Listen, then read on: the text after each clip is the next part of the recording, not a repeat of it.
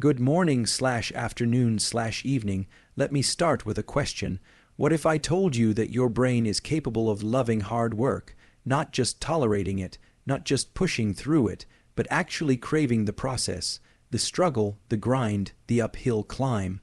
That's not motivational fluff. That's neuroscience. You see, your brain is not fixed. It's a dynamic system, capable of adapting based on how you use it. This principle is called neuroplasticity, the ability of your brain to rewire itself in response to experience. And when it comes to effort, this is game-changing, because if you can teach your brain to associate effort with something meaningful, something rewarding, then hard work becomes something you want, not something you avoid. But here's the catch. Most people only reward themselves after the success, the promotion, the win, the grade. The real shift happens when you start to release reward during the process, when you start telling your nervous system this struggle right here is the good part.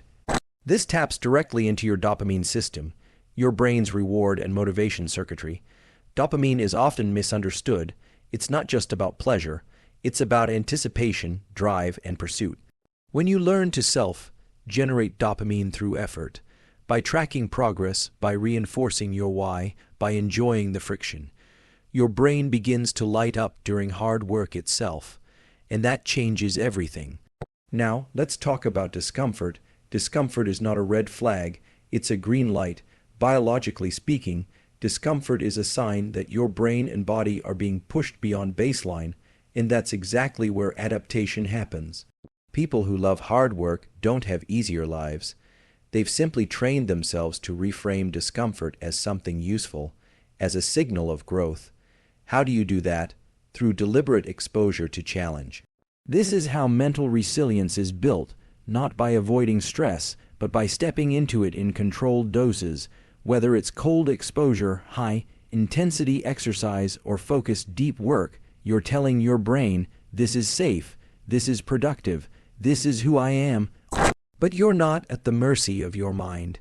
You can use your body to influence it. That's where autonomic control comes in. Simple tools like deep nasal breathing, narrowing your visual focus, or even controlling your posture send powerful signals to your brain about whether you're ready to engage or retreat.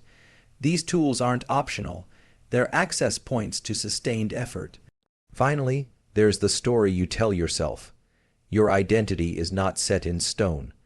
The more you repeat the narrative that you're someone who seeks challenge, who grows from effort, who thrives in adversity, the more your brain reinforces that identity. Neurons that fire together, wire together. That's not just a saying, it's a biological fact. So what does all this mean? It means that loving hard work isn't about being born with more grit or willpower. It's about training your brain through reward during effort, through embracing discomfort, through regulating your state, and through reshaping your identity. You can learn to love hard work, and when you do, the process becomes the reward. And when the process becomes the reward, you become unstoppable.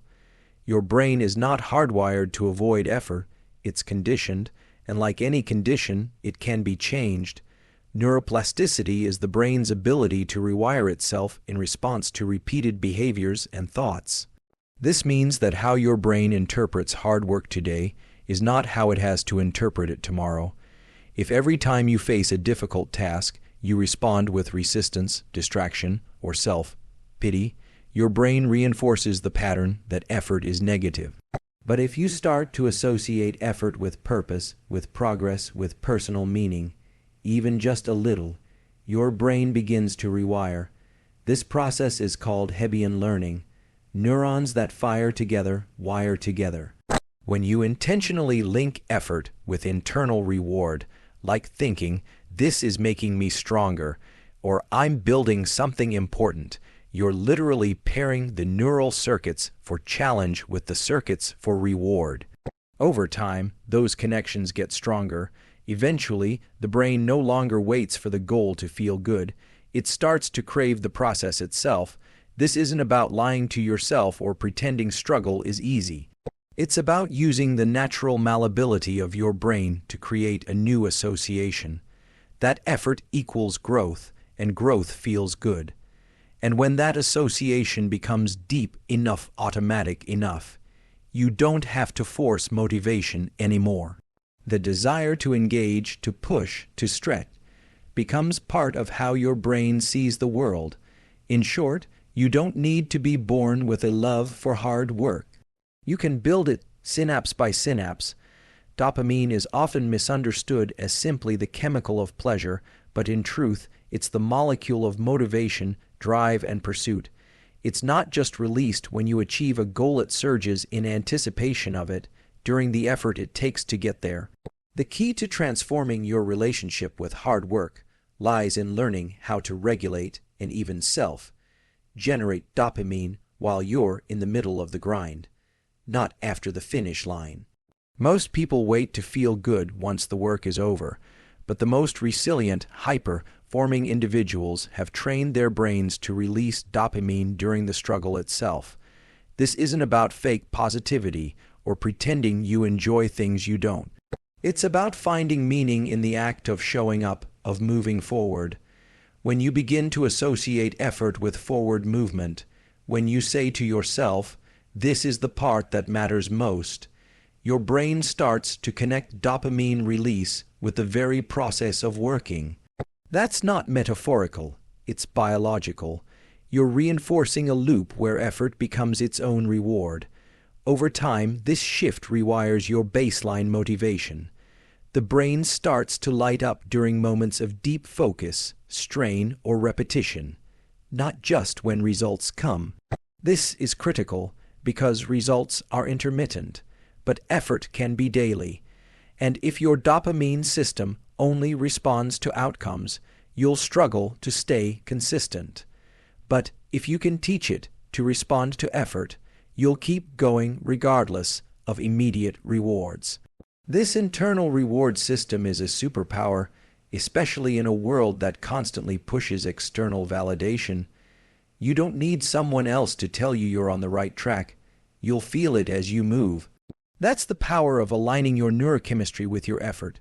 You're no longer chasing motivation. You've turned hard work into a source of it. Discomfort is often seen as a signal to back off, to take a break, to avoid. But from a neurobiological standpoint, discomfort is actually a marker that something important is happening. Your brain and body are being pushed to adapt. The circuits responsible for focus, stress, and emotional regulation become more efficient when they're challenged. Just like muscles grow under resistance, neural pathways strengthen when they're required to operate under pressure. The friction you feel when doing something hard isn't a flaw in the system. It is the system working exactly as intended. Most people have been conditioned to seek ease, to move toward comfort and away from challenge. But the brain isn't optimized by ease, it's optimized by demand. When you begin to lean into discomfort, when you say, "This resistance means I'm in the right place," you're telling your brain that effort is not only tolerable, but valuable, and over time, this shifts your internal narrative. You stop interpreting challenge as a threat and start recognizing it as an opportunity. On a neurochemical level, what's happening is a recalibration of your tolerance to stress. Your prefrontal cortex, the part of your brain responsible for executive function, learns to stay online longer during states of difficulty. Your limbic system, home to fear and emotional reactivity, becomes less reactive to perceived pressure. In simple terms, the more you expose yourself to discomfort and stay engaged, the more you build what could be called a neural callus. You don't become immune to pain or challenge, but you respond to it differently, more calmly, more effectively. This is how people learn to love hard work, not by removing the discomfort, but by redefining what it means. They don't confuse pain with danger. They interpret it as progress. And once your brain begins to link discomfort with development, with momentum, with the satisfaction of doing something difficult, you stop avoiding it. You start chasing it. One of the most effective ways to train your brain to love hard work is through deliberate exposure to challenge, not random stress, but controlled, intentional effort that pushes your limb. It's just beyond what's comfortable. This is how resilience is built, both psychologically and neurologically. When you repeatedly place yourself in situations that demand focus, discipline, and persistence, your brain adapts.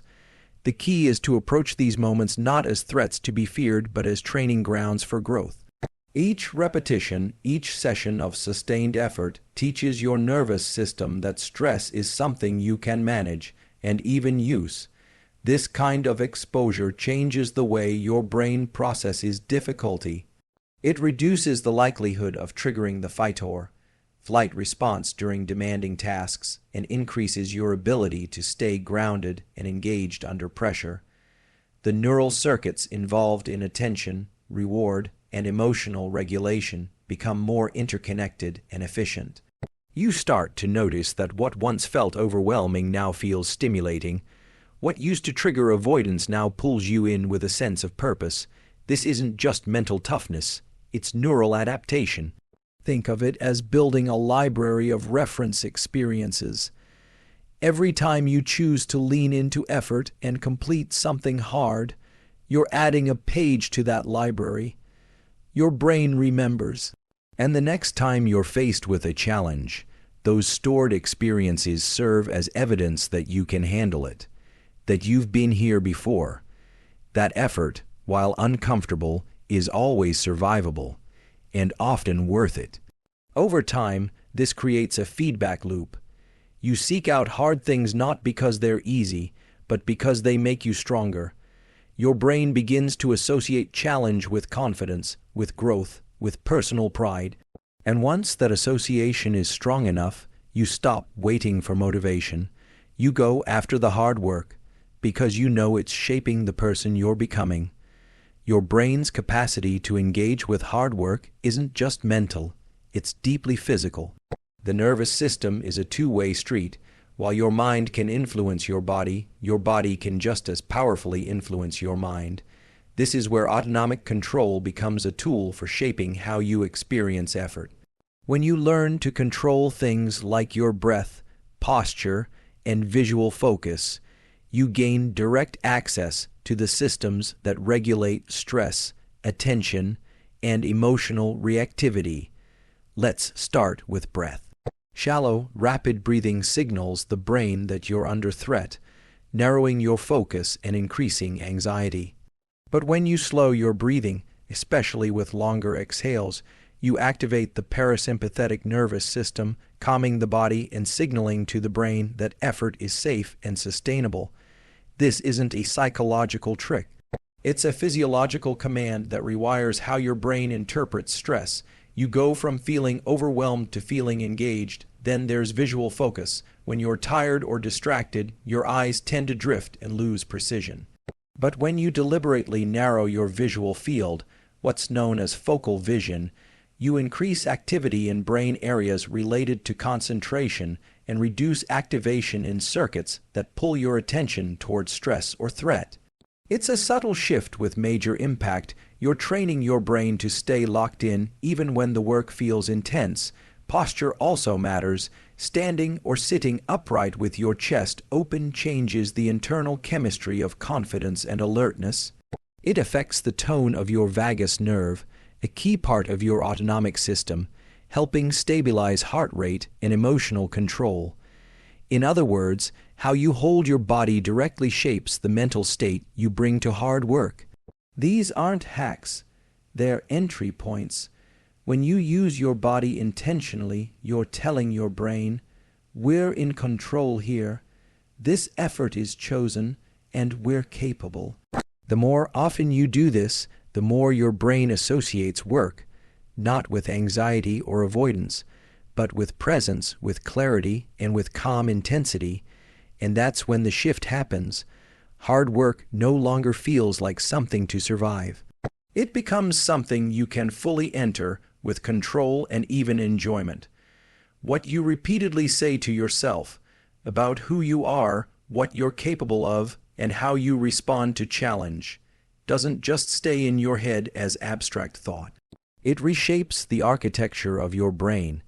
This is because the brain is highly responsive to internal narrative.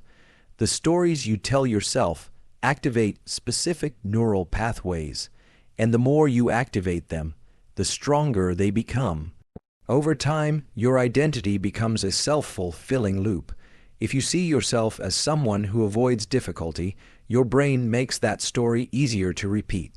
But if you consistently identify as someone who leans into effort, who grows through adversity, and who finds meaning in the process, then your brain wires itself to support that version of you. This process involves both conscious repetition and behavioral alignment. When your self-talk and your actions match, when you tell yourself, "I do hard things," and then actually follow through with deliberate, difficult tasks, you strengthen the neural circuits that reinforce that identity. The more aligned your story and your actions are, the more automatic the behavior becomes.